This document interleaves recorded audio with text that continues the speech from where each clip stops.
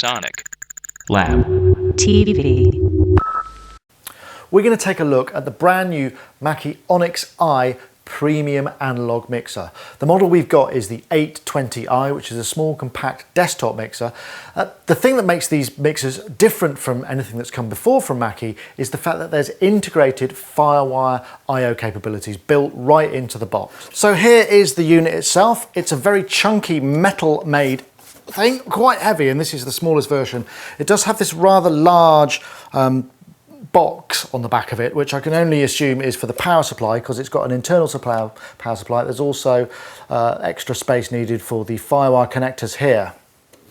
One thing that is missing is there used to be on the VLZ3 a little kind of place to put your hand, so it was very easy to carry. That's not here on this one, but never mind. So let's take a look at the channel strips and channel layouts.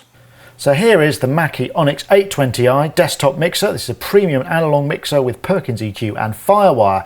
Each of the first three channels features Mackie's premium Onyx mic preamp, an insert point, a line in which can also take an instrument input, high pass filter, 48 volt phantom power. There's also input gain, the Firewire output is switchable between pre and post EQ, 3-band EQ with sweepable mid. This has a wide range between 100 Hz and 8 kHz. 2 auxiliary sends and a pan control. Mackie's very useful alt bus stroke mute button. LED level indicators, a rotary fader and a solo button. Each of the auxiliaries can be routed pre or post fader. Stereo return 1 can also be routed to auxiliary 1 for a bit of reverb in the headphones. And for additional routing, you can also send auxiliaries 1 and 2 to Firewire outputs 5 and 6. Lines 3 and 4 are slightly different in the fact that they've got a mono mic pre or a mono or stereo line input, so you can use it as a stereo channel if you want. Exactly the same EQ and everything. Line in 5 and 6 are stereo input channels, again with pre or post Firewire send, a slightly more limited EQ with just a fixed mid at 2.5 kHz. Everything else is the same. The one thing about line in 7 and 8 is it's also configurable to be a Firewire 1 and 2 return. Let's take a look at the additional connectors. We've got a tape I/O on phonos, main output which is balanced jacks, 2 stereo returns, 2 auxiliary sends again on balanced. Round the back we've also got control room out, which allows us to have a separate monitor feed, and alt bus out, which allows us to route the alt bus, or when the channel's muted, out somewhere else. It's very handy. Additionally, we've got main balanced out on XLRs, and this is another little feature that's quite useful. This little dip switch here, where you poke in, allows you to set the level of these outputs either to line level or to a mic level. So if you've just got a PA which has only got some spare mic inputs, you could feed this into it and it wouldn't blow up the inputs. Firewire, 2 connectors, 1 for through, 1 on the in, mains, and also power switch there. As a mixer, I have to say the Onyx 820i seems to have something for everything. All sorts of inputs are catered for, including 3 microphones. There's a line input which is switchable between +4 and -10 in channels 3 and 4. There's stereo line inputs, there's mono line inputs, there's insert points, there's phonos, there's balanced outs. I mean, admittedly, not on every channel, but if you do a bit of jigging around, you can usually connect this to pretty much anything. That's very handy. As far as the sound goes, I use this microphone on my podcast every week, and I regularly run this at full gain into the console, and I don't find that there's any additional noise introduced. They are very quiet. In fact, I've been very happy with the Onyxes, and I'm not the first person to say that they're pretty good, so you can rest assured that the mic amps are good as well. The Onyx 820i isn't actually just an analog mixer, as I've said. It's got Firewire connections, and that means it's a fully functional audio interface with 8 in and 2 out. The 8 inputs can be taken from all of the individual input channels, either mono or stereo. You can also route auxiliaries 1 and 2 to 5 and 6, and the mix output to 7 and 8. The stereo return can either come back into the master section or into channels 7 and 8 via this switch. Nice touch, the input gain also works on the Firewire return. The Onyx operates at 24-bit, 44.1, 48, 88.2 and 96 kHz sample rates should you need them. But the really big deal about the Onyx I series is that it supports all major DAWs.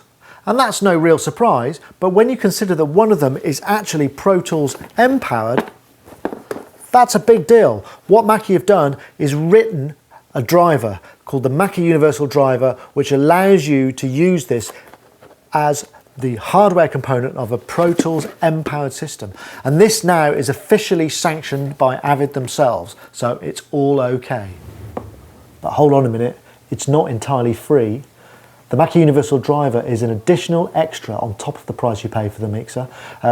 Last count, it cost $49.95, and you could download it from the Mackie website. Presumably they are covering their costs, and also they have to pay some kind of tribute to the Avid motherlode. Under OS 10, you plug it in and it works right out of the box. No additional drivers needed. I'll just show you what's going on when we do this.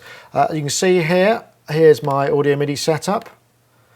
I've got a choice between the Onyx 2146, which is the name of this audio interface, but there's also a second driver here, the Firewire 2626 multi-channel. Now this is because I've got the Mackie Universal Driver installed on this machine, and that means that it's actually emulating the M-Audio Firewire 2626 to enable it to be able to work with Pro Tools M-Powered. The Onyx also works under Windows XP, Service Pack 2 and above, Windows Vista, and also Windows 7, so you're pretty much covered there. You can see here in the manual there's plenty of details on how to install it with the included CD. So I've got Pro Tools M-Powered installed on my machine. I'm just going to hook it up and make sure it all runs properly. It's worth bearing in mind, just in case that you're not totally clear, the Pro Tools software does not come with the Mackie Onyx mixer. It doesn't come if you pay the $49 to buy the Mackie Universal Driver. But the good news is the Mackie Universal Driver does allow you to run Pro Tools on a Mac or a PC using the Mackie Onyx I series mixer hardware. So just to prove I am actually running this using the Mackie hardware, here is Pro Tools M-Powered session I've got running. A couple of virtual instruments and what have you.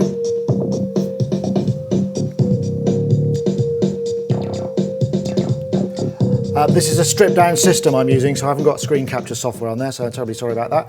But here's the Mackie hardware. See the signal coming back in? I'm using the Firewire input, lines 1 and 2, on channel 7 and 8 here, feeding the Mackie desk. So that's proof that it does actually work. So there we have it. No problem there running with Pro Tools M-Powered.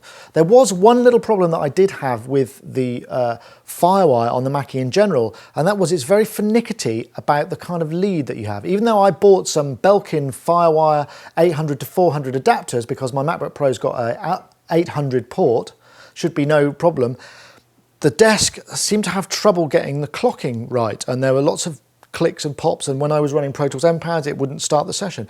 Now this was actually down to the lead. Even though I tried 2 separate leads, and Mackie in fact very kindly replaced this desk, I just recently tried another lead with a different set of adapters and it's worked fine. It's been absolutely rock solid ever since. So you want to watch out for that. If you're having any trouble with the I series, try a different lead.